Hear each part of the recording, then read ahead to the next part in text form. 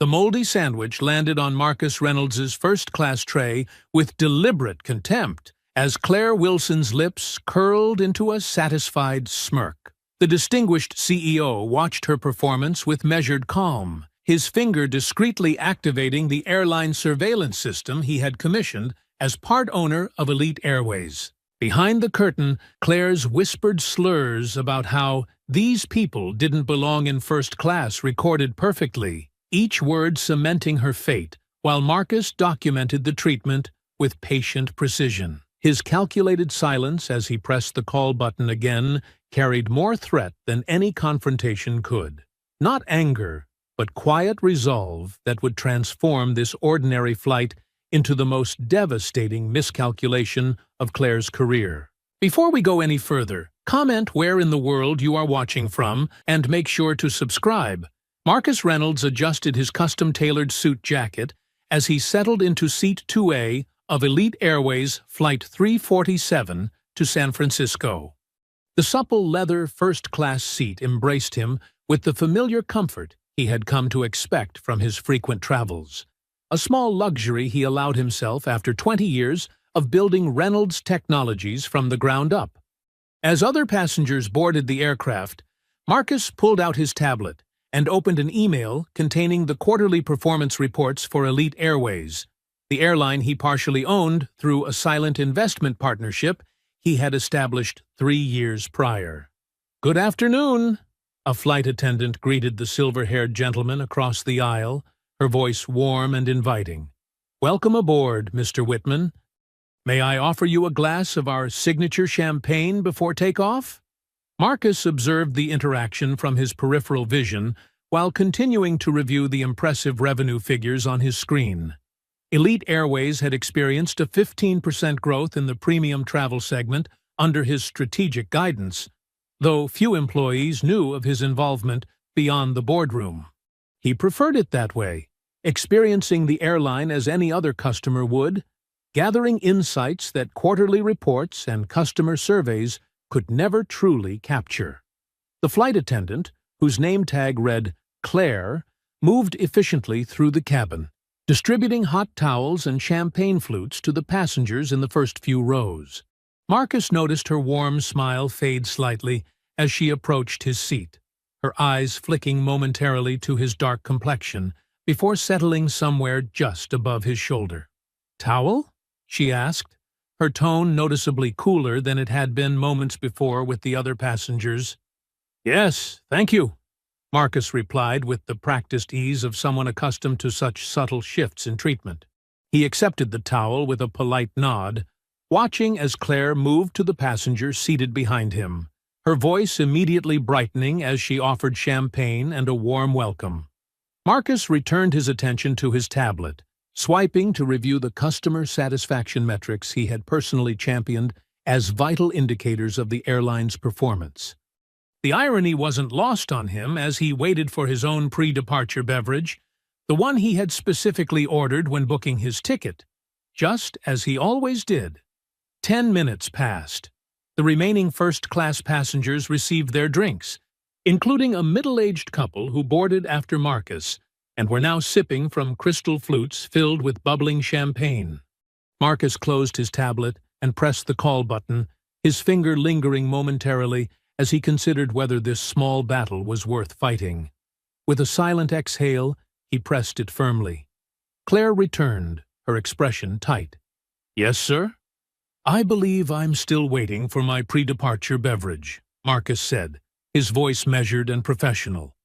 "I pre-ordered the Macallan 18 when I booked my ticket." "Oh," Claire responded, her eyes darting toward the galley. "I'm not seeing that in our system. We're actually running low on premium beverages for this flight. I can offer you orange juice or water if you'd prefer." Marcus glanced past her shoulder, noting the fully stocked bar cart being prepared for service. "That's unusual. I received a confirmation email specifically mentioning my beverage preference." He pulled up the email on his tablet and displayed it to Claire. "Perhaps you could double-check?" "Sir, as I mentioned, we have limited stock today," Claire replied, her tone growing increasingly dismissive. "The system sometimes overbooks certain items." I'll bring you some orange juice."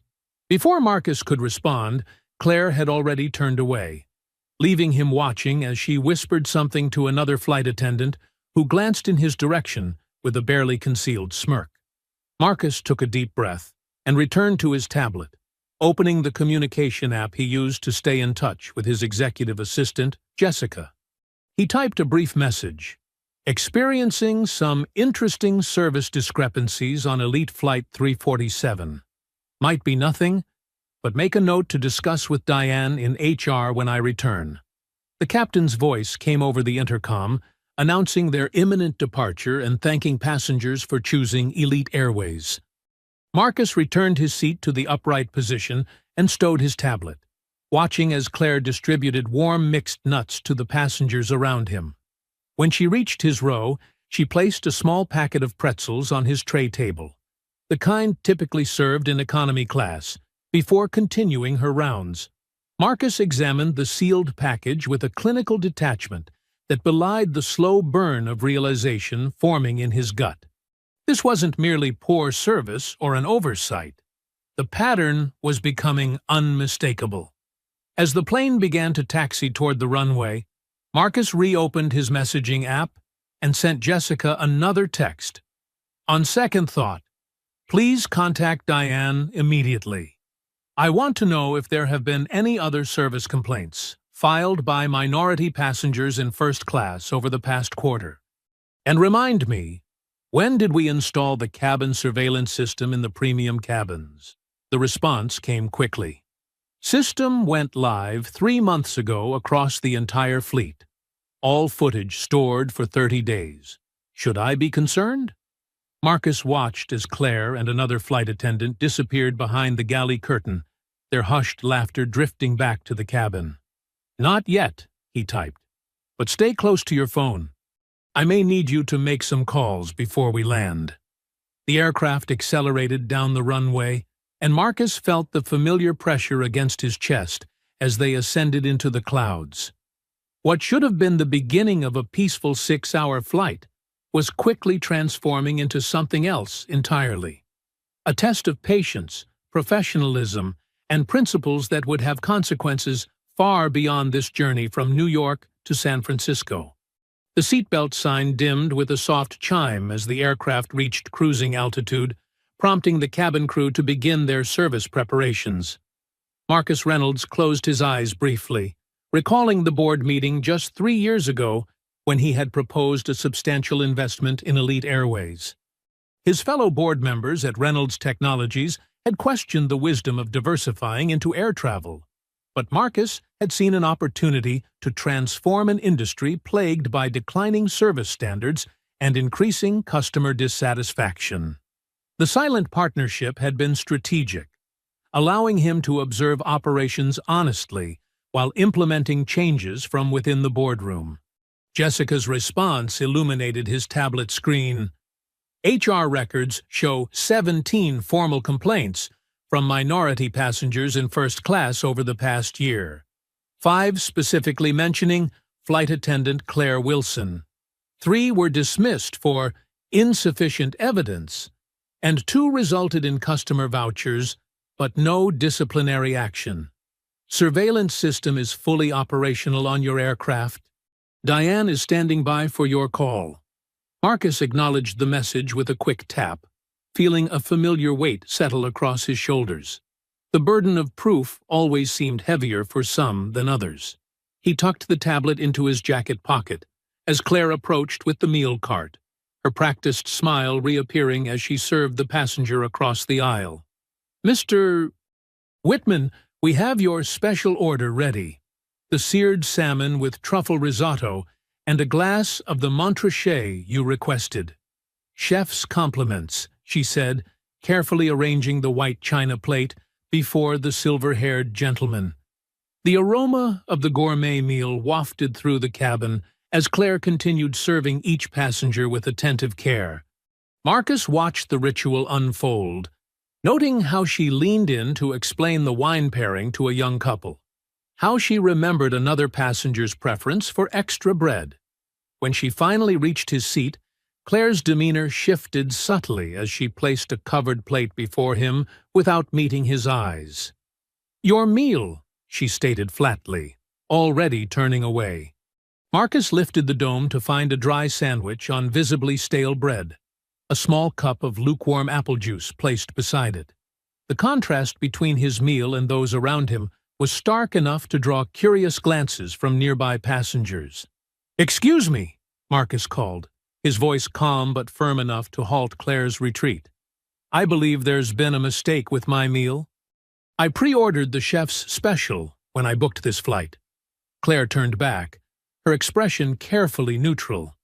"I'm sorry, sir, but we don't have any record of that order. We're serving what's available." "That's interesting," Marcus replied, retrieving his phone to display his confirmation email. "Because I have the confirmation right here, along with your system's acknowledgement of my dietary preferences and meal selection." Claire barely glanced at the screen. "As I explained earlier about your beverage, our system sometimes overbooks certain items. There simply isn't enough of the premium meal service to go around today." A passenger seated across the aisle, Whitman, looked up from his salmon, fork suspended mid-air, as he followed the exchange with thinly veiled interest. Marcus noticed but maintained his focus on Claire. "I see plenty of premium meals being served," he observed, gesturing discreetly to the surrounding passengers. "Perhaps you could explain why I'm the only one in first class receiving what appears to be an economy meal?" Claire's smile tightened. "Sir, we have to prioritize certain guests based on status and loyalty program standing. I assure you, this is standard procedure." "I'm a Platinum Elite member," Marcus stated evenly. "I've flown over 200,000 miles with this airline in the past year alone." "I'll check with my supervisor," Claire replied, her tone making it clear she had no intention of doing so.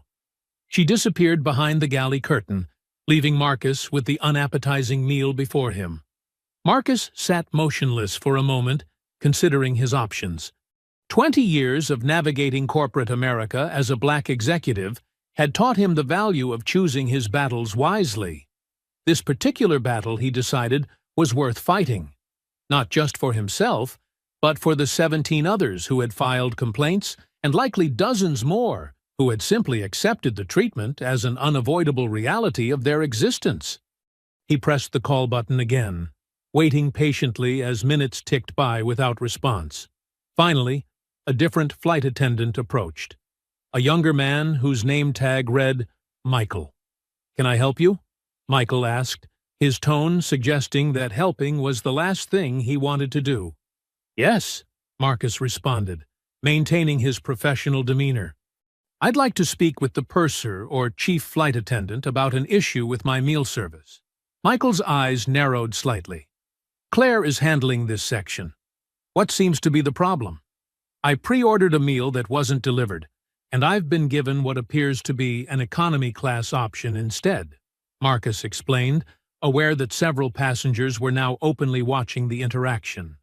"When I inquired about it, I was told that certain passengers were being prioritized over others, despite my Platinum Elite status." "Sir, sometimes we have to make service adjustments mid-flight," Michael stated, his voice taking on a patronizing edge. "I'm sure Claire explained this to you. We simply can't accommodate every special request." Marcus nodded slowly, taking note of Michael's badge number as he spoke. "I understand service adjustments. What I don't understand is why everyone around me received the premium meal they ordered while I received this." He lifted the sandwich, which had begun to curl at the edges as it dried out. "Perhaps you could explain the criteria being used for these adjustments?" Michael's posture stiffened. "Sir, I'm going to have to ask you to lower your voice. You're disturbing other passengers." Marcus hadn't raised his voice at all, and he was keenly aware that the only disturbance was the one created by the increasingly obvious disparity in service. A quiet tension settled over the first-class cabin as passengers exchanged uncomfortable glances, some pointedly returning to their meals, while others continued to observe with unmasked curiosity. "I haven't raised my voice," Marcus stated calmly. "I'm simply asking for an explanation for the discrepancy in service." Behind Michael, Claire reappeared, whispering something to her colleague before both of them retreated to the galley. Through the partially open curtain, Marcus caught a glimpse of them huddled with a third crew member, all three occasionally glancing in his direction. Marcus reached for his phone again, opening his email to find the direct contact information for Diane Chen, the head of HR at Elite Airways.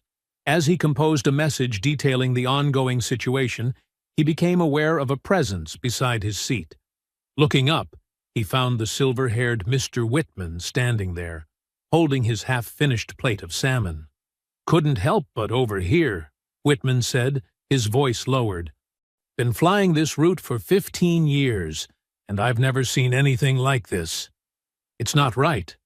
He paused, seemingly weighing his next words carefully. "Want me to say something?" Marcus appreciated the gesture, but shook his head slightly. "Thank you, but I can handle this."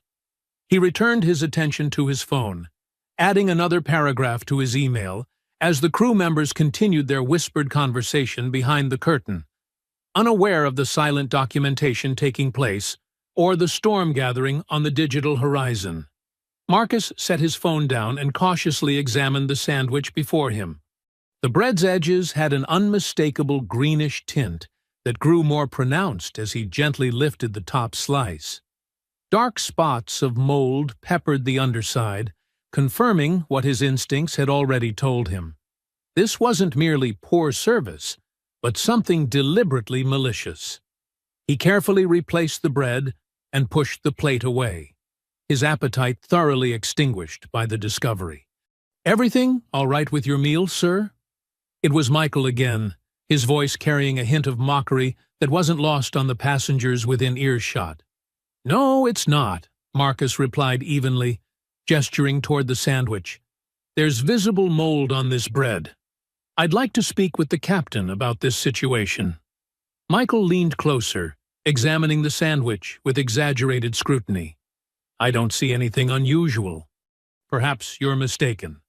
"I assure you I'm not," Marcus stated, maintaining his composure despite the escalating provocation. "This bread is clearly spoiled, and I'd like to know why I was served it when everyone else received fresh, high-quality meals." Claire appeared beside Michael, her face flushed with what appeared to be irritation rather than embarrassment. "Is there a problem here?" "Again?" "Yes, there is," Marcus responded, directing his attention to Claire. "I've been served moldy bread while everyone around me enjoys their premium meals.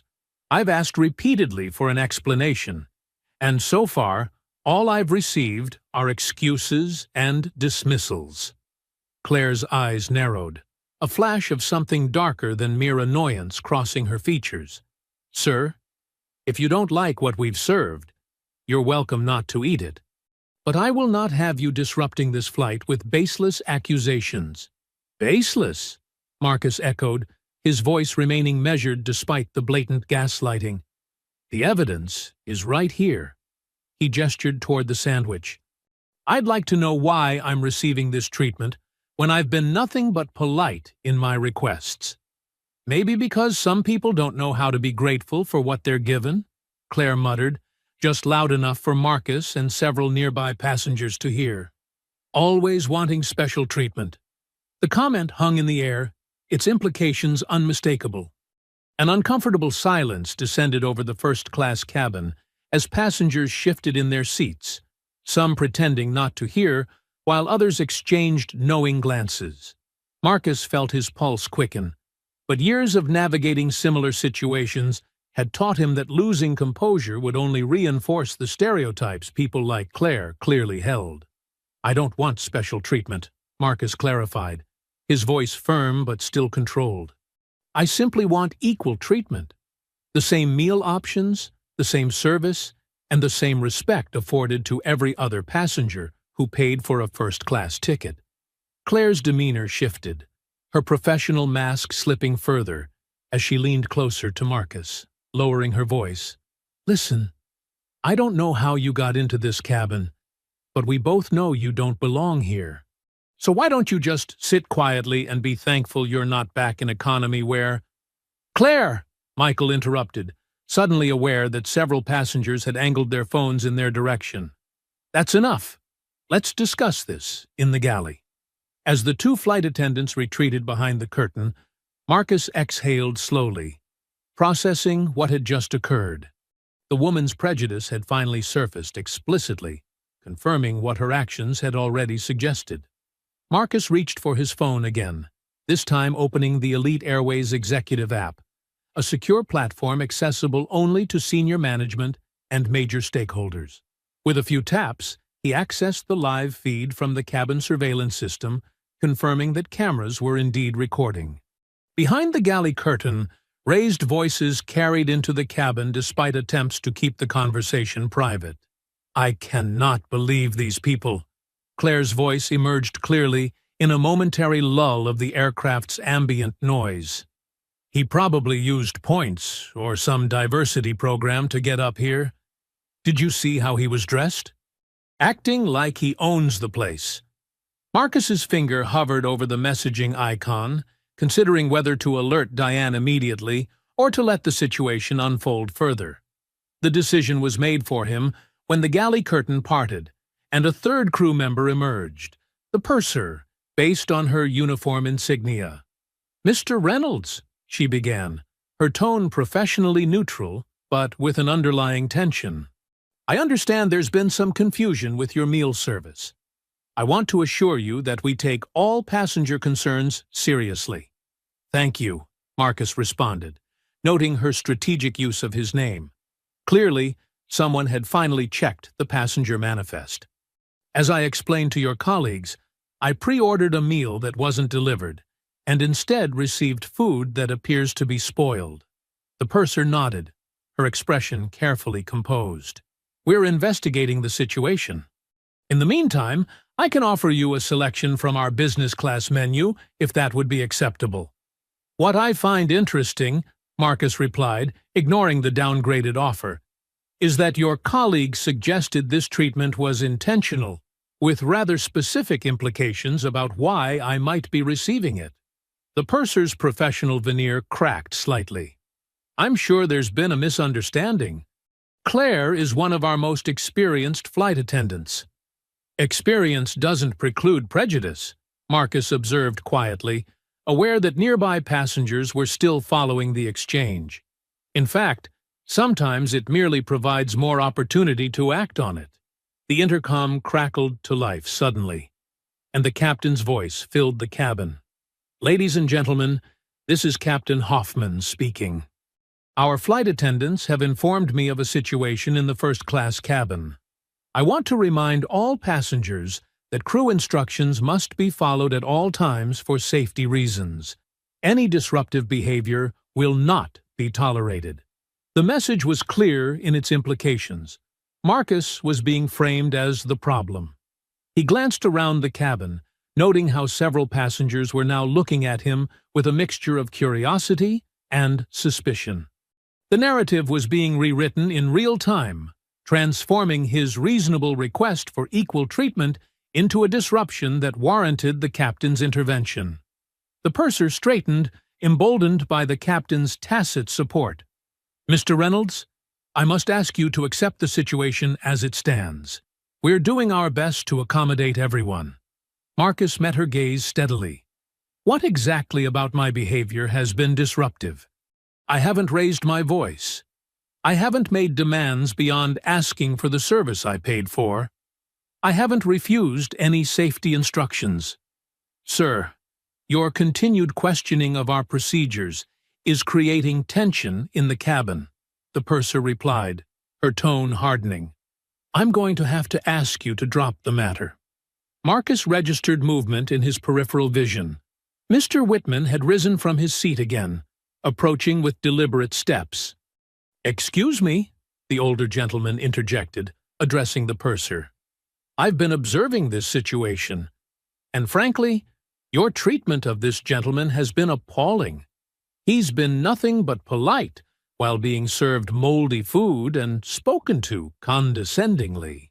The purser turned to Whitman, her expression softening immediately. "Sir, I appreciate your concern, but this is a matter for the crew to handle." "Is it?" Whitman challenged, his voice carrying clearly through the cabin. "Because from where I'm sitting, it looks like blatant discrimination. I've been flying with Elite for over 20 years, and I've never witnessed such poor service or disrespect toward a passenger."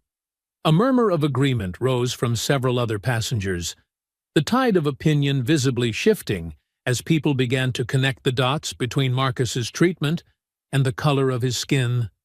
The purser's expression tightened as she realized she was losing control of the narrative.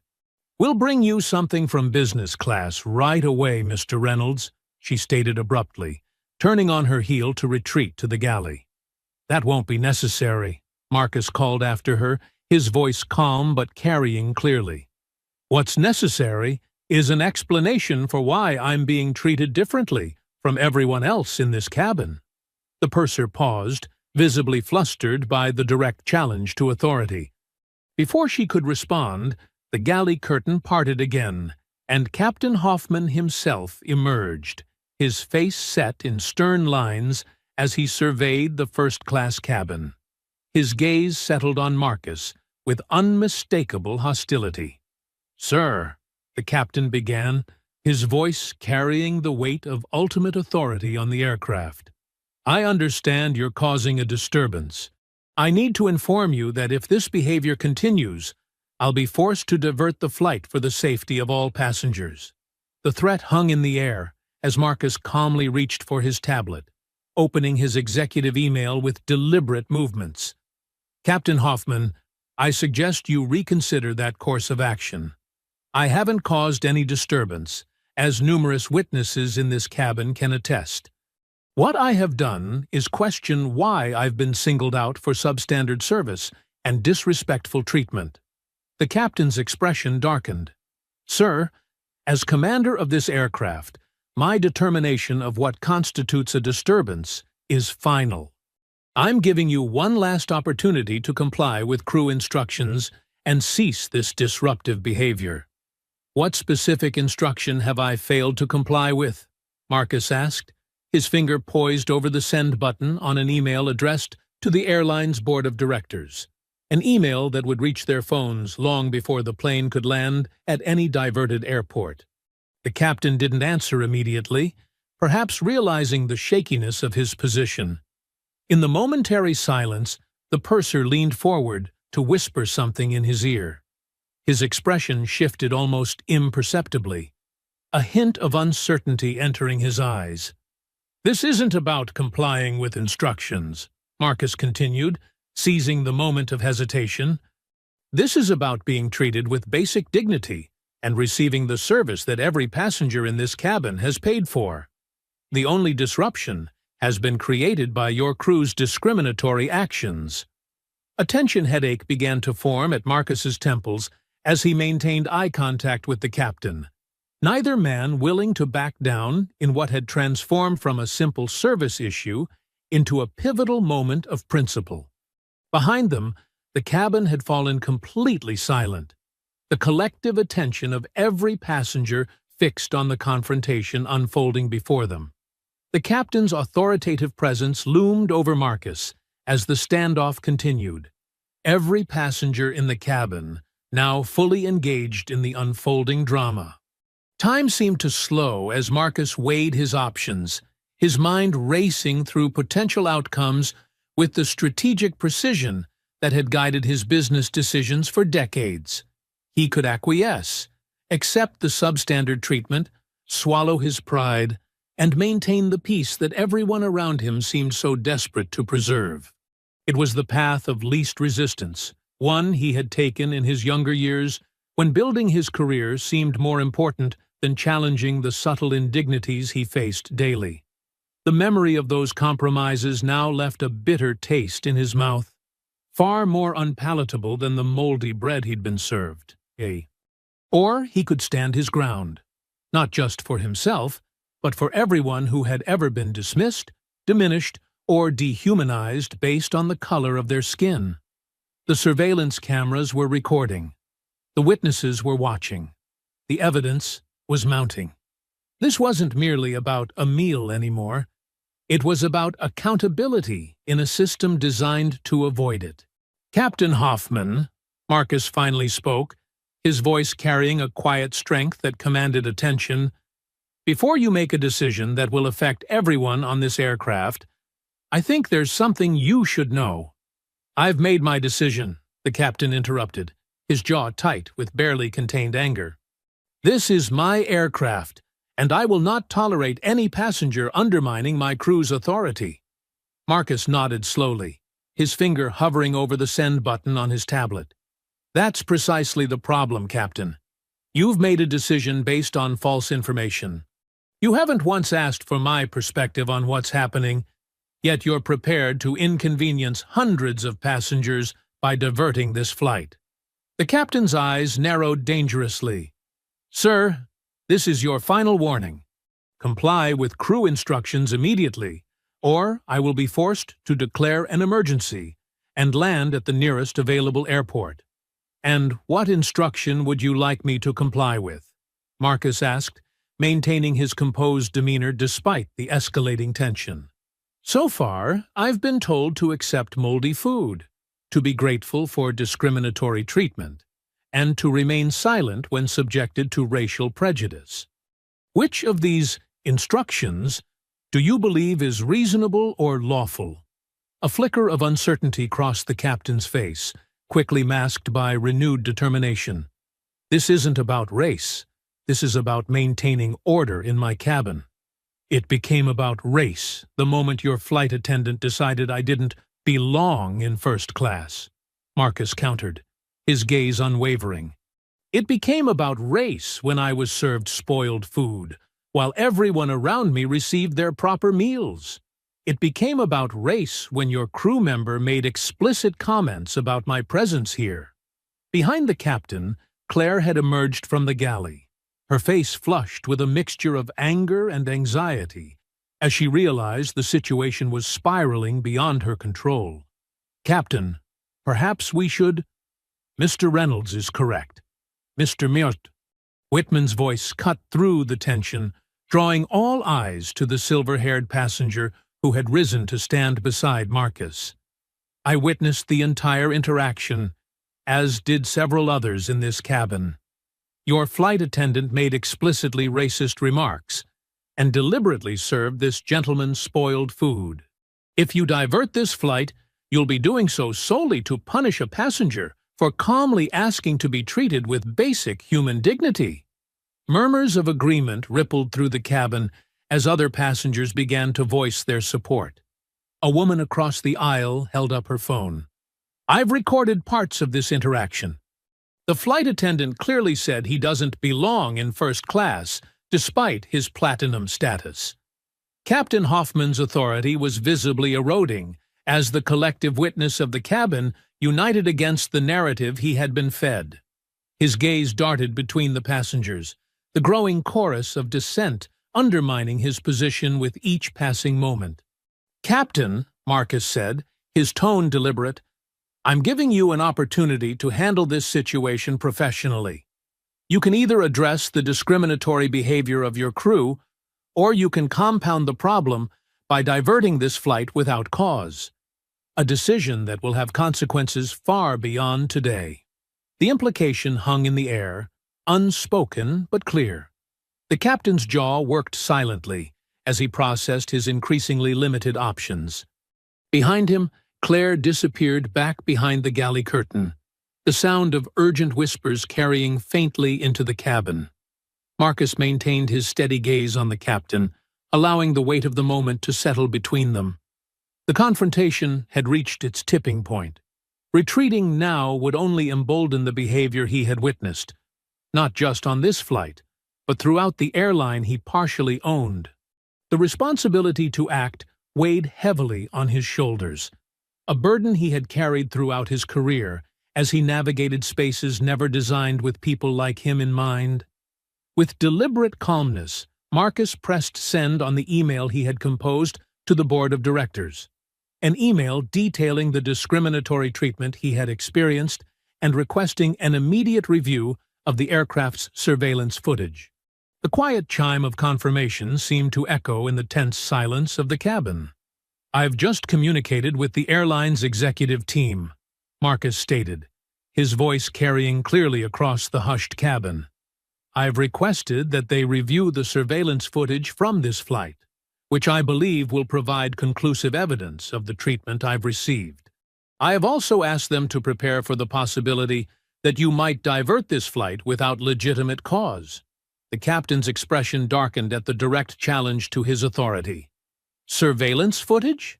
There are no cameras in this cabin." "Actually, Captain Hoffman, there are," Marcus corrected him, his tone matter-of-fact. "The premium cabin surveillance system was installed 3 months ago across the entire fleet.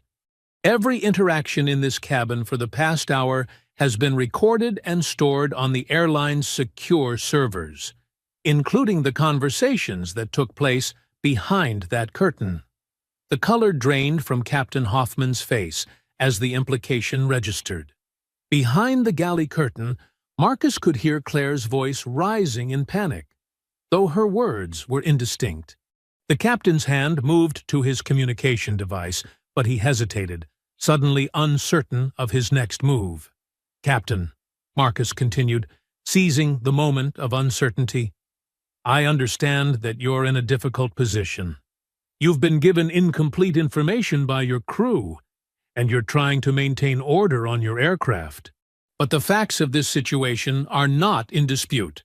They've been witnessed by multiple passengers and recorded by the cabin surveillance system. The question now is how you choose to proceed." The intercom crackled suddenly, and a flight attendant's voice announced from the cockpit, "Ladies and gentlemen, this is your first officer speaking. We're experiencing some technical difficulties with our originally planned route. The captain will be returning to the flight deck momentarily to assess the situation. Please remain in your seats with your seatbelts fastened until further notice." The announcement was clearly a pretext, a transparent attempt to salvage the rapidly deteriorating situation. Captain Hoffman's expression had transformed from authoritative confidence to barely concealed concern as he realized the potential consequences of his actions. Without another word, he turned and strode toward the cockpit, leaving the first-class cabin in a buzz of whispered conversations and speculative glances. The purser approached Marcus cautiously, her demeanor markedly different from minutes earlier. "Mr. Reynolds, I want to apologize for the misunderstanding. We'll have a proper meal brought to you immediately from business class." "This isn't about the meal anymore," Marcus replied evenly. "This is about addressing a pattern of discriminatory behavior that appears to be tolerated within this airline." The purser's professional mask slipped, revealing genuine anxiety beneath. "Sir, I assure you that Elite Airways has strict policies against any form of discrimination. This was an isolated incident." "Was it?" Marcus interrupted, his voice level but firm. "Because according to the airline's own records, there have been 17 formal complaints from minority passengers in first class over the past year alone, 5 specifically mentioning flight attendant Claire Wilson. 3 were dismissed for insufficient evidence, and 2 resulted in customer vouchers, but no disciplinary action. That doesn't sound isolated to me. That sounds systematic." The purser's eyes widened at the specific information, details that only someone with access to the airline's internal HR records would know. She retreated a step, suddenly uncertain of exactly who she was dealing with. Behind the galley curtain, Marcus could hear Claire's voice rising in distress. How would he know about cameras? Nobody told us there were cameras. What else does he know? The intercom crackled to life once more, Captain Hoffman's voice now strained with forced professionalism. "Ladies and gentlemen, this is your captain speaking. After consulting with air traffic control, we've determined that a slight deviation from our flight path is necessary. We'll be landing at Denver International Airport in approximately 50 minutes to address a technical concern." We apologize for any inconvenience and expect to resume our journey to San Francisco after a brief stop. Flight attendants, prepare the cabin for landing. Marcus exhaled slowly, recognizing the decision for what it was, an attempt to remove him from the aircraft without explicitly calling him the problem. The captain was choosing escalation over accountability, punishment over resolution. As the announcement concluded, Marcus opened his messaging app once more, typing a brief but decisive message to Jessica. Denver landing confirmed. Full intervention needed. Contact Diane immediately. I want her team waiting at the gate. Full surveillance review. Captain Hoffman is diverting to remove me from the flight. The response was instantaneous. Already on it. Diane deploying to Denver now. Board has been notified. Stand by for further updates. Around him, passengers began to murmur in frustration at the unexpected delay. A businessman checked his watch with visible annoyance, while a young couple whispered anxiously about connecting flights. The ripple effects of the discrimination Marcus had experienced were now spreading throughout the aircraft, affecting every passenger's journey, a microcosm of how unchecked prejudice inevitably damages the whole, not just its intended target. As the aircraft began its descent toward Denver, Marcus sat back in his seat, his expression calm despite the storm raging around and within him. The confrontation had escalated beyond anything he had anticipated when he first questioned the substandard meal, but perhaps this was always where such moments were destined to lead, to crossroads where one either acquiesced to injustice or stood firmly against it, regardless of the consequences. Here's Block 4, tension builds, for First-Class Justice. First-Class Justice, Block 4. Tension builds. The atmosphere in the cabin grew increasingly tense as the aircraft began its descent toward Denver. Passengers throughout first class whispered among themselves, casting glances at Marcus, while the flight attendants avoided eye contact altogether, moving through their landing preparations with mechanical efficiency. Marcus remained composed, reviewing the chain of events that had led to this unexpected diversion, each moment crystallizing in his memory as evidence for what would undoubtedly become a watershed moment for elite airways. His tablet chimed softly with an incoming message from Jessica. Diane has confirmed surveillance system is active and recording. Legal team downloading footage now. HR representatives and airport officials will be waiting at Gate B-17 in Denver. CEO has been notified and is monitoring the situation personally. Marcus acknowledged the update with a slight nod, as if to himself. The machinery of corporate accountability was now in motion, systems he had helped put in place during his 3 years of silent partnership with the airline. He had always believed that true change required both ideal principles and practical mechanisms to enforce them. Today, those mechanisms would be tested. Captain Hoffman's voice crackled over the intercom again, the strain in his tone barely masked by professional detachment. Cabin crew, prepare for landing. We'll be on the ground in approximately 15 minutes. Through the partially open galley curtain, Marcus could see Claire and Michael huddled in urgent conversation, their faces tight with concern. Claire's gestures grew increasingly agitated as Michael checked his phone, his expression darkening with each passing moment. Marcus couldn't hear their words over the aircraft's descent noise, but their body language conveyed mounting anxiety. A soft chime from his tablet drew Marcus's attention to another message from Jessica. Surveillance audio recovered from galley. Sending transcript now. The attached file opened automatically, revealing a conversation that had taken place behind the curtain shortly after his interaction with the captain.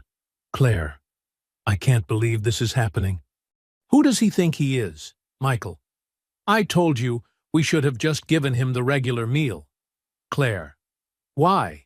So he can come up here and act like he owns the place? These people need to learn their place. Michael. Lower your voice. You know we're not supposed to. Claire. What? Say what we're all thinking? First, they take over coach. Now they're pushing into first class. Next thing you know, they'll be flying the planes. Captain Hoffman. What's the situation here? Claire. Captain, that passenger in 2A is being disruptive. He's making the other passengers uncomfortable. Captain Hoffman. How exactly? Claire. He's complaining about the food, making accusations. Several passengers have expressed concern. Michael. He's been pretty confrontational. Captain Hoffman. Has he threatened anyone? Violated any safety protocols? Claire. Not exactly, but his attitude is disruptive. He's one of those people who's always looking for special treatment, always playing the race card. Captain Hoffman. I see.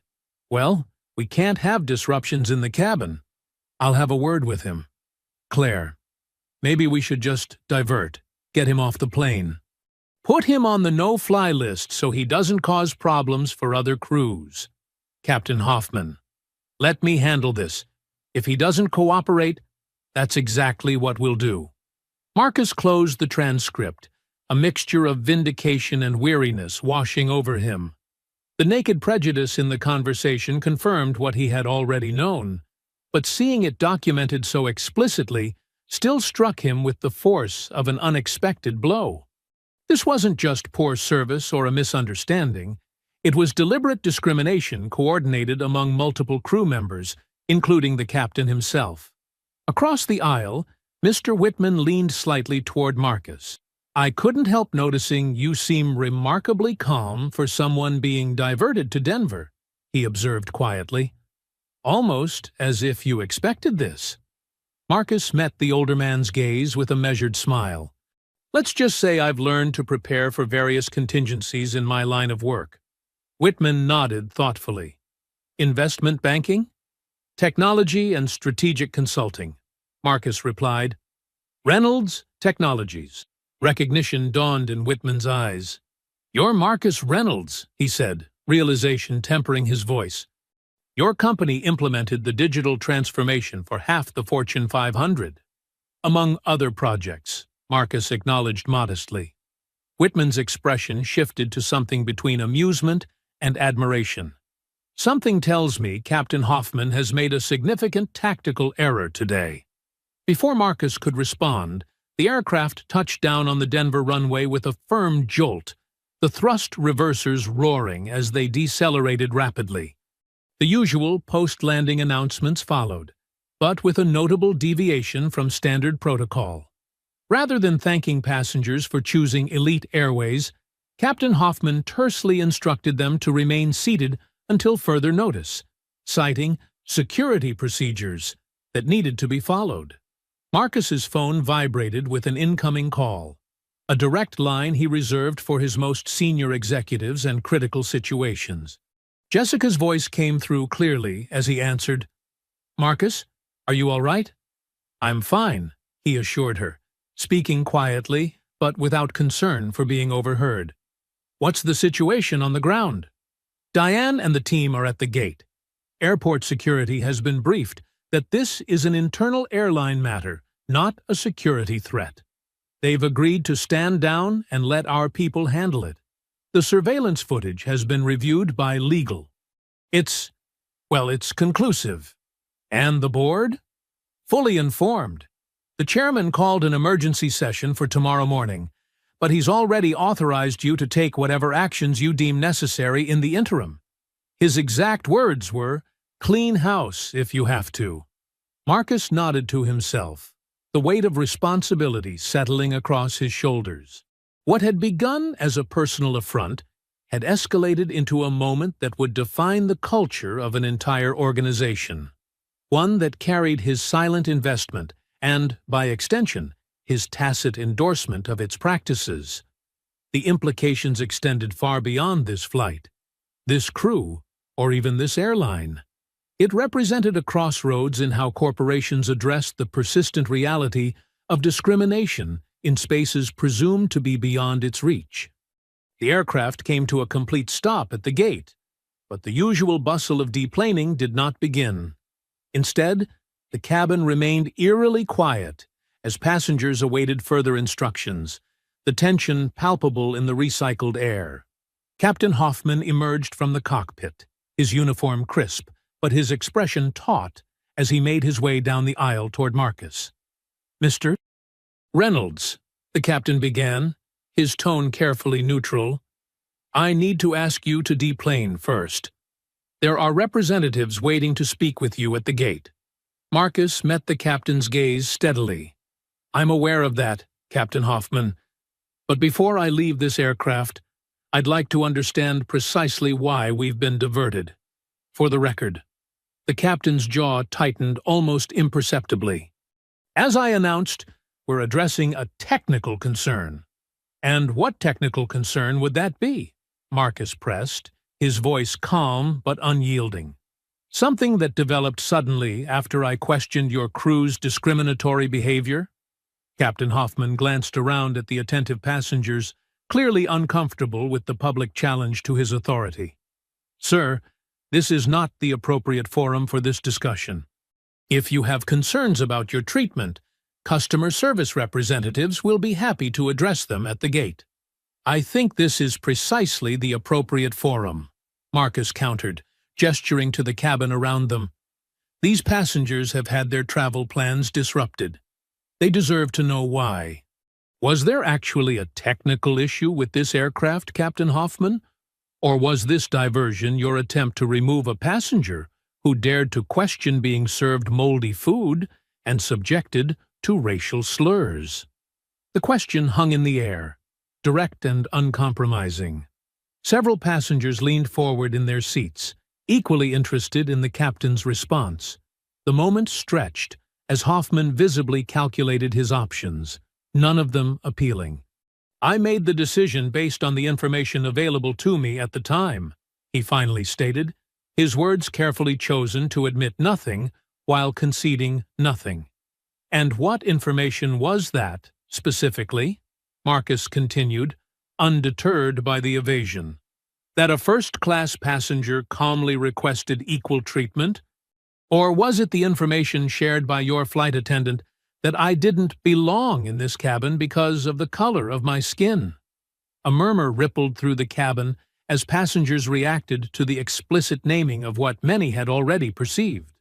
Captain Hoffman's face flushed with a mixture of anger and embarrassment, his authority crumbling under the weight of his own actions exposed to public scrutiny. "This conversation is over," he declared abruptly. "Security will escort you from the aircraft." As if on cue, the cabin door opened, but rather than the airport security Hoffman had clearly expected, a woman in a tailored suit stepped aboard, flanked by two men in Elite Airways executive uniforms. Marcus recognized Diane Chen immediately, the head of HR, moving purposefully down the aisle toward them. "Captain Hoffman," she began, her voice professional but cooling several degrees as she addressed him, "there will be no need for security. Mr. Reynolds is not being removed from this flight." Confusion washed over the captain's face. "Ma'am, I've made the determination that—" "Your determination has been overruled," Diane interrupted crisply, turning to acknowledge Marcus with a respectful nod. "Mr. Reynolds, on behalf of Elite Airways, I want to extend our sincerest apologies for what you've experienced today. The behavior exhibited by certain crew members is completely unacceptable and contrary to our core values." The captain's expression cycled rapidly through disbelief, anger, and dawning comprehension as he processed the implications of Diane's presence and her deferential treatment of the passenger he had been attempting to remove. "Ms. Chen, with all due respect, I am the commander of this aircraft, and—" "Not anymore, Captain," one of the executive officers interjected, his tone leaving no room for argument. "You and your crew are being removed from duty pending a full investigation. A replacement crew is already boarding through the rear entrance. They will complete this flight to San Francisco once this matter is resolved." The captain's face paled, as the full gravity of the situation finally registered. His gaze shifted to Marcus, reassessing the passenger he had dismissed so easily, struggling to reconcile his presence with the corporate response now unfolding. "Who exactly are you?" he asked, his voice barely audible. Marcus met his gaze evenly, years of navigating subtle and overt discrimination having prepared him for this moment of reckoning. "Someone who believed your airline could do better," he replied simply. "Someone who still does." The first-class cabin had fallen completely silent, passengers frozen in their seats as they witnessed the dramatic reversal of fortune playing out before them. Captain Hoffman stood rigid, his authority stripped away in full view of the entire cabin, while Claire and Michael hovered uncertainly at the edge of the galley, their expressions cycling between defiance and dismay as Diane Chen continued addressing the situation with clinical efficiency. "Ms. Wilson, Mr. Barton," Diane called to the flight attendants, her tone firm but controlled. "Please gather your personal belongings and prepare to deplane immediately. Your credentials have been temporarily suspended pending a full investigation into today's events." Claire stepped forward, indignation overriding her shock. "This is ridiculous. We haven't done anything wrong. That passenger was being difficult and making unreasonable demands. The captain made the call to divert for everyone's safety." Diane's expression remained impassive as she held up her tablet, displaying what was clearly surveillance footage from the cabin. "Ms. Wilson, we have complete audio and video documentation of every interaction that occurred on this flight, including your conversations behind the galley curtain. I suggest you comply with this directive without further incident, which would only compound your current situation." The color drained from Claire's face as comprehension dawned. Her gaze darted to Marcus, then to the ceiling panels where the discreet cameras were hidden, their presence suddenly unmistakable now that she knew to look for them. "You can't. This is an invasion of privacy. We weren't informed about surveillance." Page 17 of your employment contract and page 4 of the Flight Attendant Handbook both clearly state that all premium cabins are subject to monitoring for quality control and security purposes, Diane replied without hesitation. "This policy was implemented 3 months ago, and all crew members were notified through multiple channels, including the mandatory training sessions you signed off on completing." Marcus observed the exchange with outward calm that belied the complex emotions churning beneath the surface. There was no satisfaction in watching these individuals face consequences, only a weary recognition that accountability was a necessary part of progress. The surveillance system he had advocated for had been designed primarily to enhance security and improve service quality. Its role in documenting discrimination had been a contingency he had hoped would never be necessary. Captain Hoffman turned to Marcus, his professional demeanor cracking under the strain of public humiliation. "You planned this, didn't you? Came onto my aircraft looking for trouble, baiting my crew into making a mistake."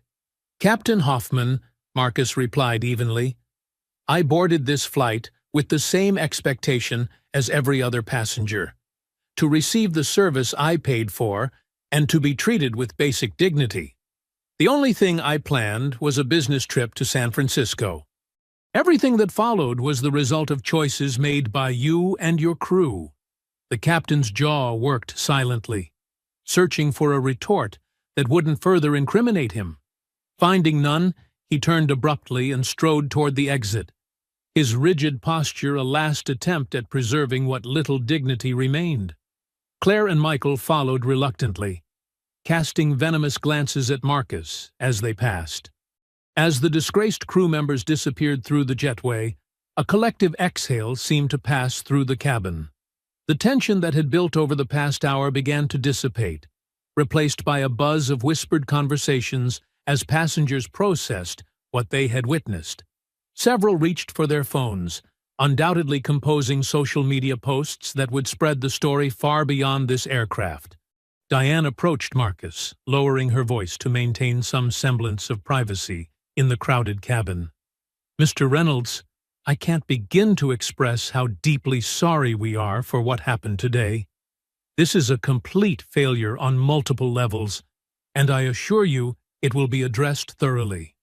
Marcus nodded, appreciating her professionalism while recognizing that this moment called for more than standard corporate damage control. "Thank you, Diane. I know this isn't representative of the company's values, at least not the values we aspire to, but clearly there are systemic issues that need to be addressed." "Absolutely," she agreed, her expression grave. "The replacement crew will be aboard momentarily, and they'll complete the flight to San Francisco. In the meantime, is there anything we can do to make this right for you?" Marcus considered the question, looking around at the passengers who were still watching the exchange with rapt attention. Some appeared sympathetic, others uncomfortable, and a few seemed openly resentful of the delay. In that moment, Marcus made a decision that transcended his personal experience, one that acknowledged the collective impact of discrimination, even when directed at an individual. "Yes, there is," he replied, his voice quiet but resolute. "But I'd like to address all the passengers once the new crew is settled. This disruption has affected everyone on this flight, and they deserve an explanation." Diane nodded, understanding the implications of his request. "Of course. The replacement captain and crew should be here within 10 minutes. I'll arrange for you to use the intercom system." As Diane stepped away to coordinate with the ground staff, Marcus's phone vibrated with another message from Jessica. "Board chairman wants to speak with you urgently."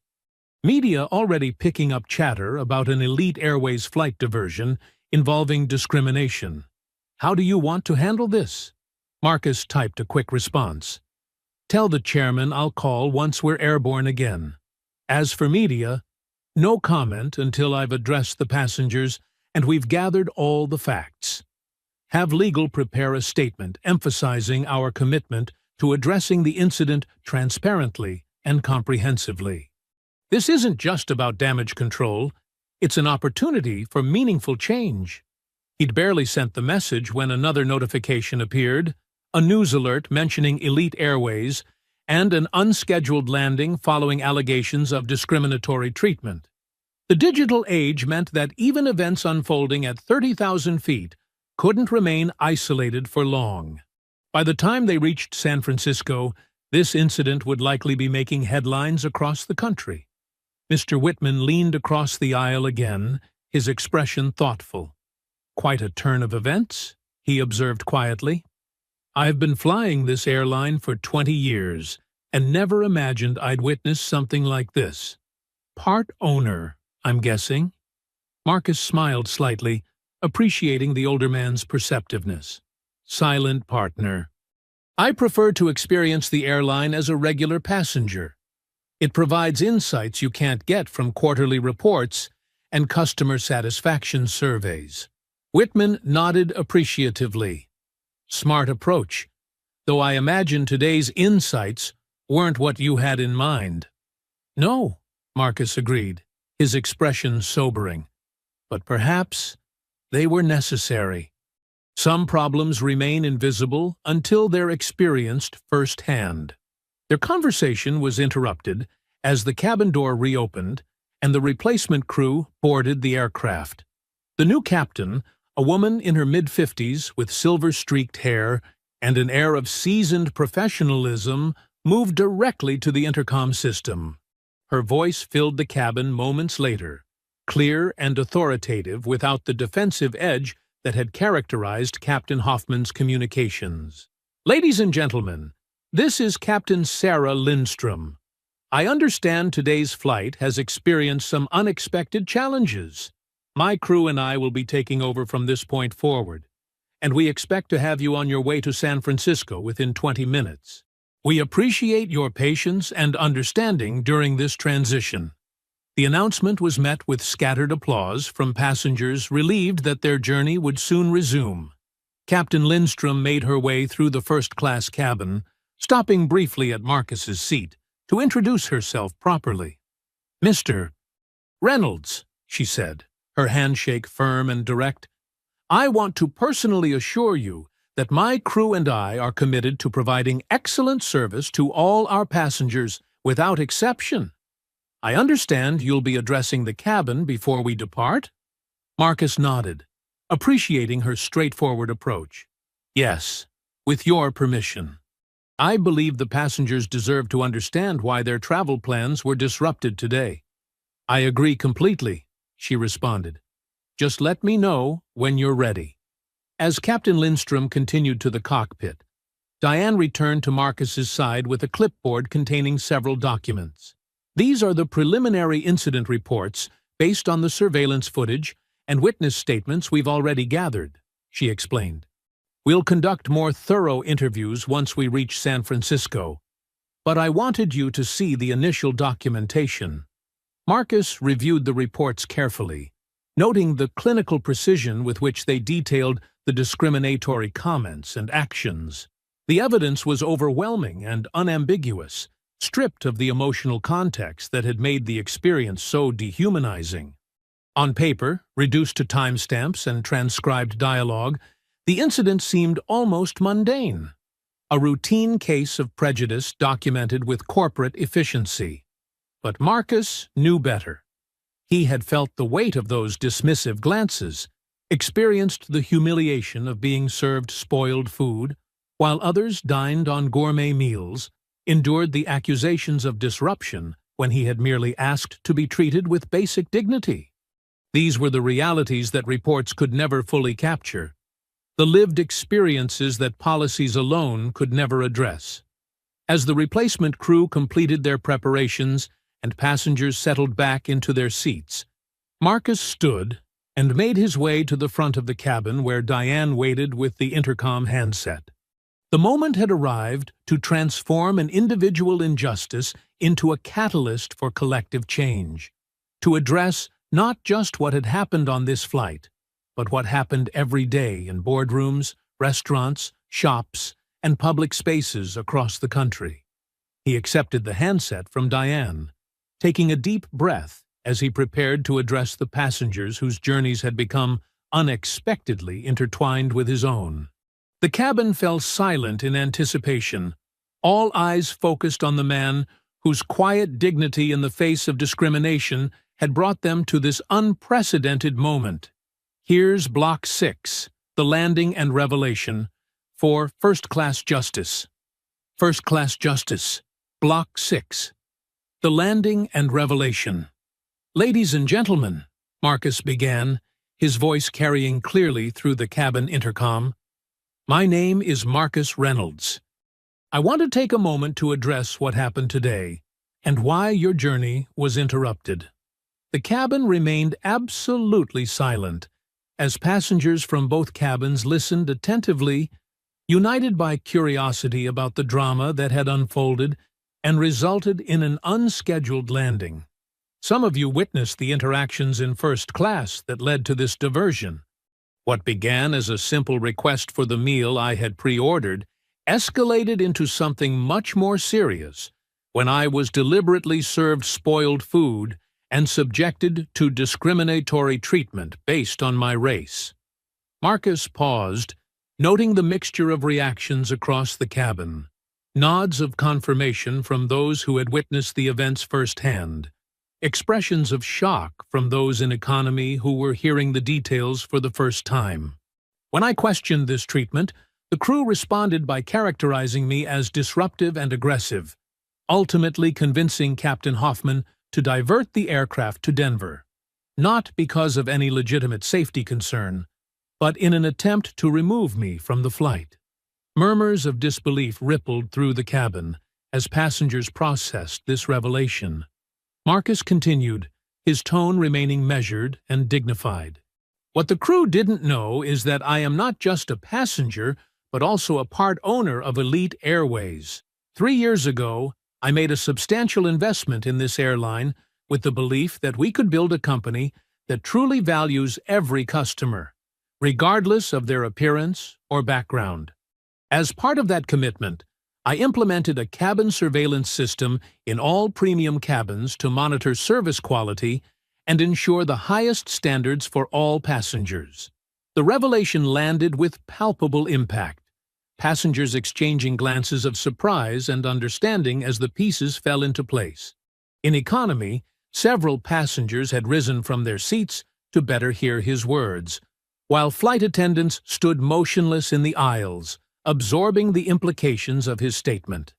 That surveillance system captured everything that happened today, from the initial discriminatory service to the explicit comments made behind the galley curtain to the captain's decision to declare an emergency landing based on false information.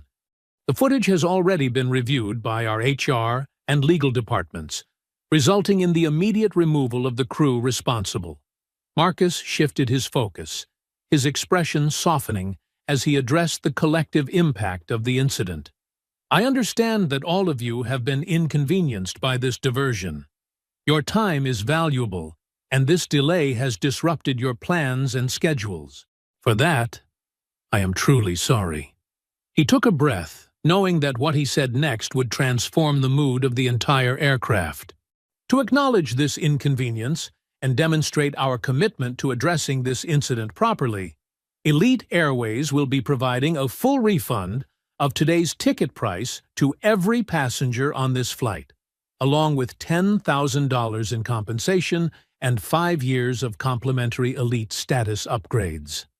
A stunned silence fell over the cabin, quickly giving way to exclamations of surprise and scattered applause that grew into a sustained ovation. In economy, passengers who had been frustratedly checking connecting flight schedules moments before now stared forward in disbelief, the substantial compensation far exceeding anything they might have expected from a flight delay. This compensation isn't just about today's inconvenience, Marcus continued as the applause subsided.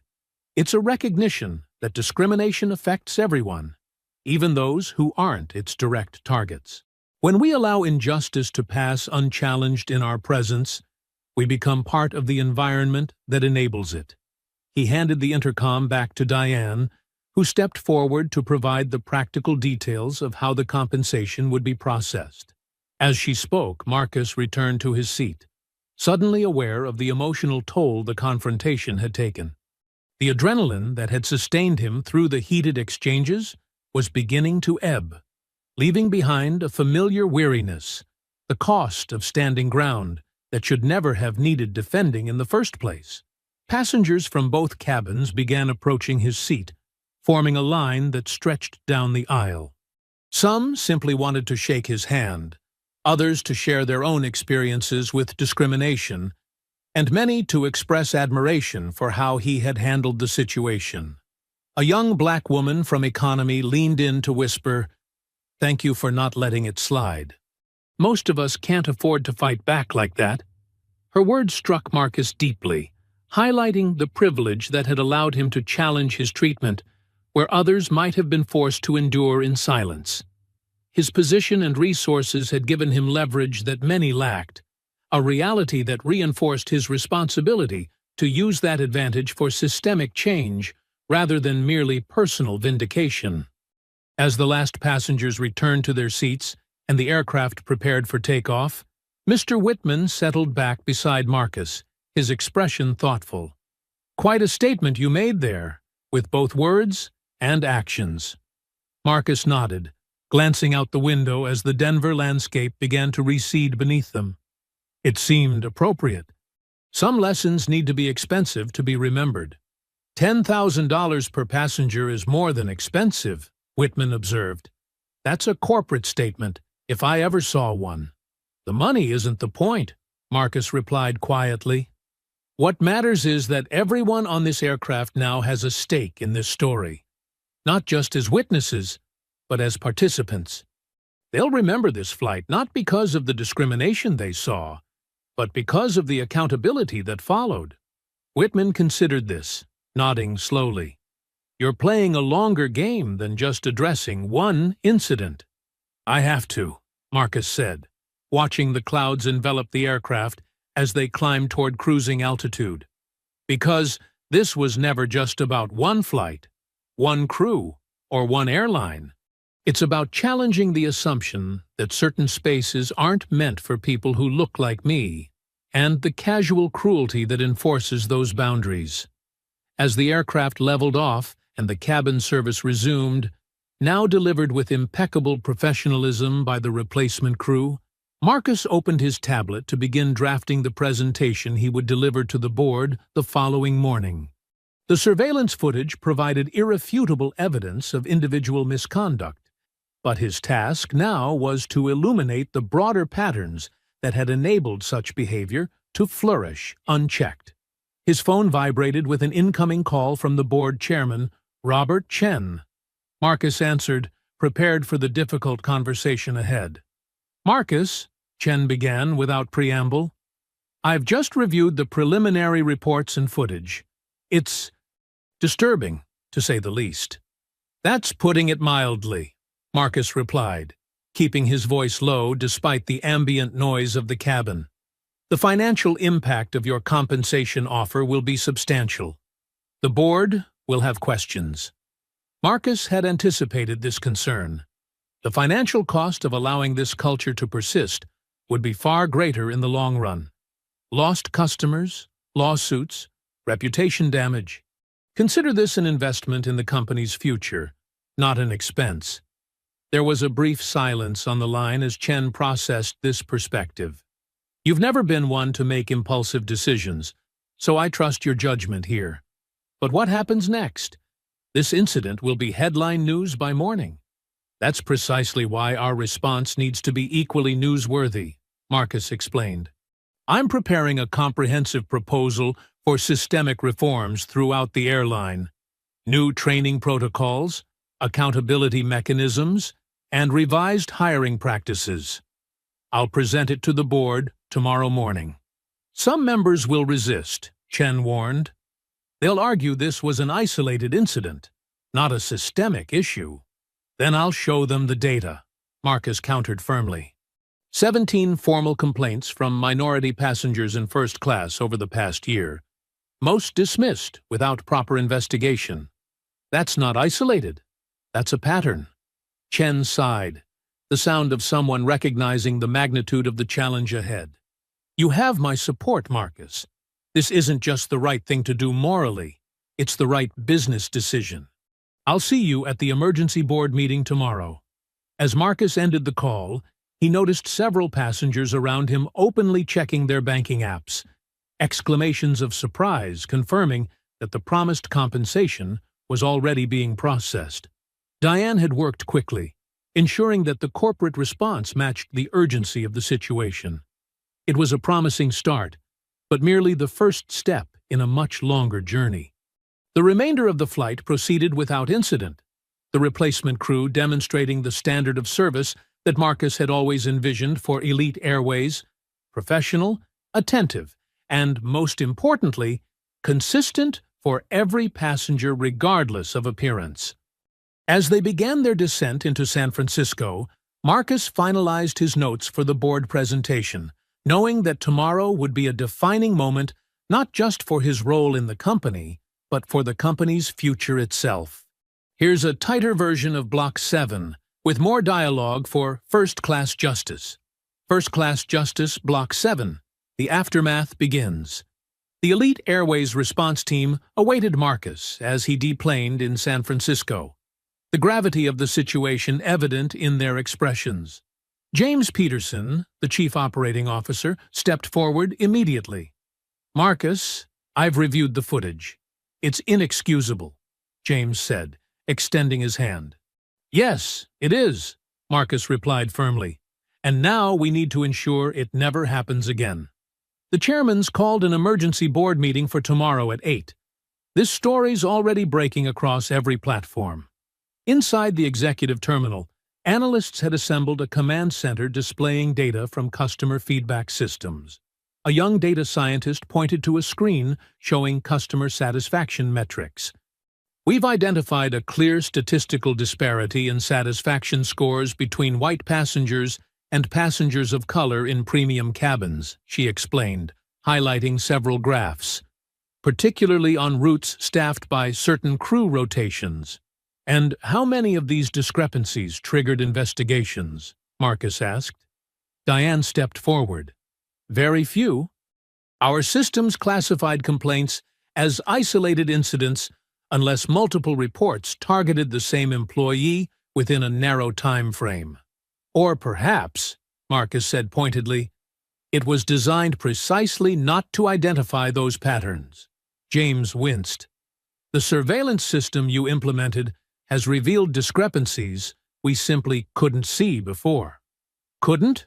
Or wouldn't? Marcus challenged. Systems reflect priorities, James, and our priority now needs to be accountability, not damage control.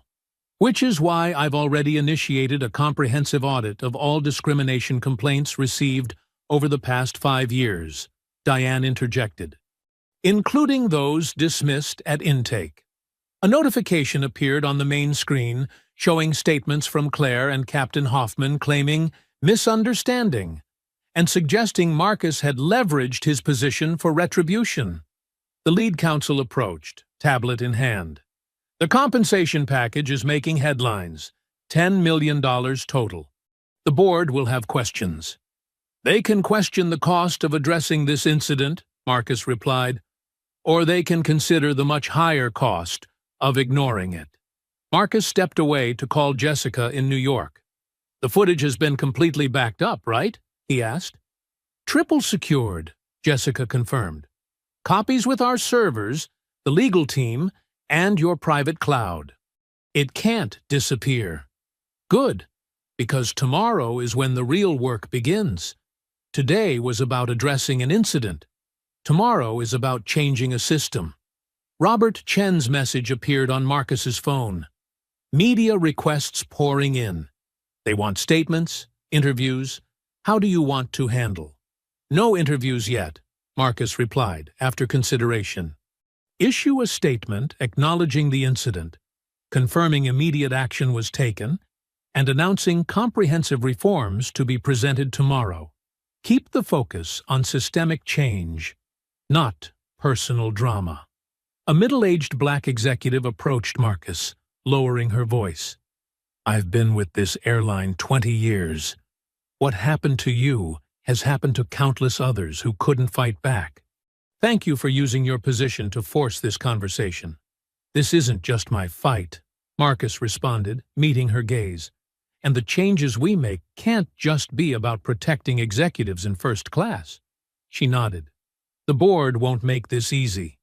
Some will try to minimize it, contain the damage, rather than address the cause. Then we'll need to make the evidence impossible to ignore, Marcus said. Tomorrow isn't just about one flight or one crew. It's about acknowledging a reality that's been hidden in plain sight for far too long. As the response team continued their preparations, Marcus surveyed the command center with its screens displaying social media reactions, news coverage, and internal data. The incident had forced a long-overdue reckoning, but the fact that it had required such dramatic circumstances to prompt action was itself an indictment of how deeply entrenched the problems were. James, Marcus called across the room, I want to see complete service records for every crew member who received discrimination complaints in the past 5 years. And I want to know exactly how those complaints were handled, who reviewed them, and what actions were taken. That's hundreds of files, James protested. Then we better get started, Marcus replied without hesitation. Because tomorrow, the board gets every single one.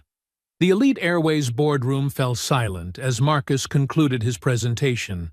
The evidence of systemic discrimination laid bare before the assembled executives. The surveillance footage from the flight played one final time on the main screen. Claire's contemptuous expression, Captain Hoffman's baseless accusations, and the explicit racial comments captured behind the galley curtain. Gentlemen, ladies, Marcus said, his voice steady as he surveyed the board members' reactions. What we witnessed wasn't an isolated incident, but a manifestation of deeper cultural problems within our organization. The audit has identified 78 similar complaints that were dismissed without proper investigation over the past 3 years. Charles Whitfield, a senior board member with 30 years in the industry, leaned forward with a skeptical expression. While I agree the behavior was inexcusable, isn't the $10 million compensation package excessive? We're talking about poor service, not physical harm. It wasn't just poor service, Marcus countered firmly.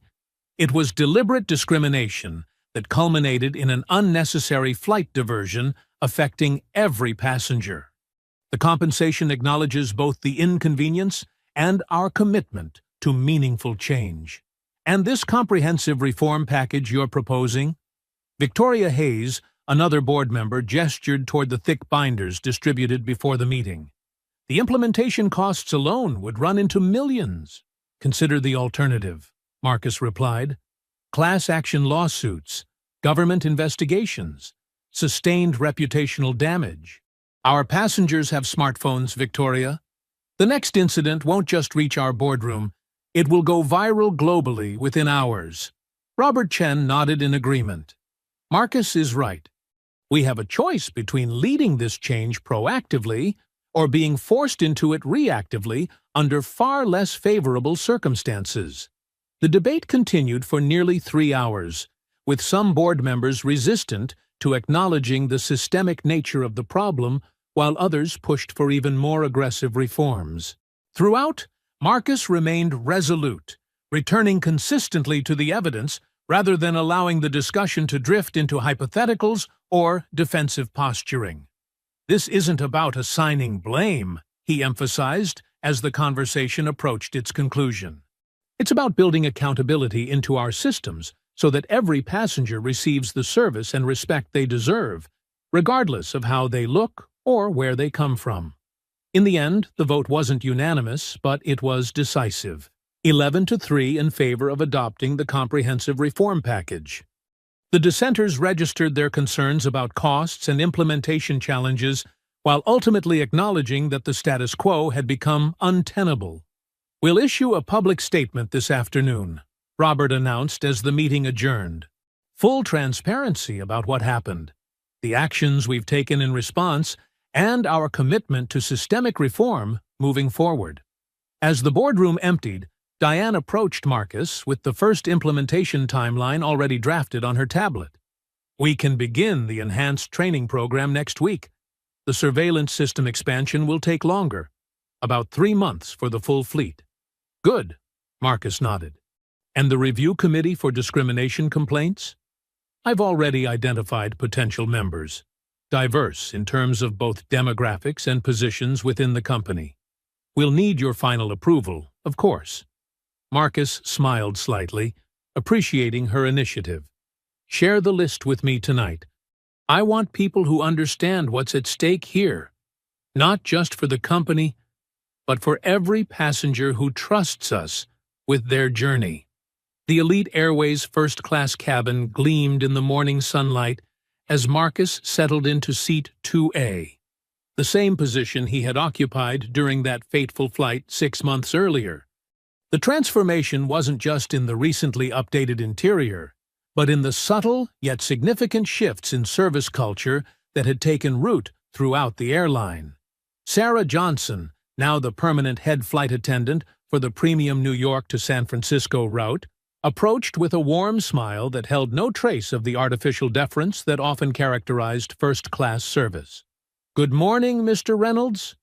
Your pre-ordered Macallan 18 and special meal have been noted. Can I get you anything else before takeoff?" "Just the usual hot towel, thank you," Marcus replied, returning her smile as he observed her interactions with other passengers, the consistent professionalism and genuine warmth she extended to each person regardless of appearance or background. As Sarah moved through the cabin, she placed an envelope on Marcus's tray table. "From the crew," she explained before continuing her preparations. Inside, Marcus found a handwritten note signed by every member of the flight staff. "Mr. Reynolds, your courage 6 months ago transformed not just our airline, but our industry. What began as a painful confrontation has become a model for change that airlines across the country are now following. We're proud to serve on an aircraft where every passenger truly receives first-class treatment. Thank you for setting the standard. The crew of Flight 347. Marcus tucked the note into his jacket pocket, his mind briefly turning to the aftermath that had followed for the original flight crew.